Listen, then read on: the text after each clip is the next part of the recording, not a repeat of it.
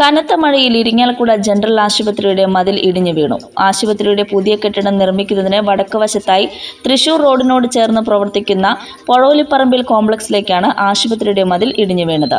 ഈ കെട്ടിടത്തിനും ഇതുമൂലം നാശനഷ്ടം സംഭവിച്ചിട്ടുണ്ട്.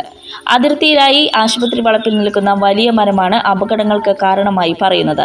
മരം ഏത് നിമിഷവും മറിഞ്ഞു വീഴാവുന്ന നിലയിലാണ് ഉള്ളത്. സമീപത്തെ കെട്ടിടത്തെക്കാൾ ഉയരത്തിലാണ് ആശുപത്രി വളപ്പിൽ സ്ഥിതി ചെയ്യുന്നത്. ഇതിനാൽ തന്നെ മരം വീണാൽ വലിയ അപകടം കെട്ടിടത്തിനും ഇവിടെ ജോലി ചെയ്യുന്നവർക്കും സംഭവിക്കുമെന്ന് കെട്ടിടത്തിൽ ജോലി ചെയ്യുന്നവർ പറഞ്ഞു. നിരവധി തവണ മുൻപും വിഷയത്തിൽ പരാതി നൽകിയിട്ടുണ്ടെന്നും ഇവർ അറിയിച്ചു. പക്ഷെ ഒരു റെസ്പോൺസും ഇല്ല.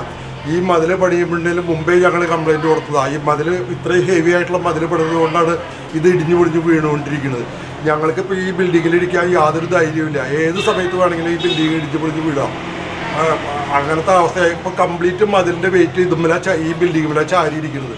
അതുകൊണ്ട് എന്തെങ്കിലും ഈ ഗവൺമെൻറ്റിൽ നിന്ന് എന്തെങ്കിലും ചെയ്തില്ലെങ്കിൽ ഞങ്ങൾ എത്ര പേര് ഇതിൽ ചാവുമെന്ന് പറയാൻ പറ്റില്ല. ഈ ബിൽഡിങ്ങിൻ്റെ കണ്ടീഷൻ അതാണ്.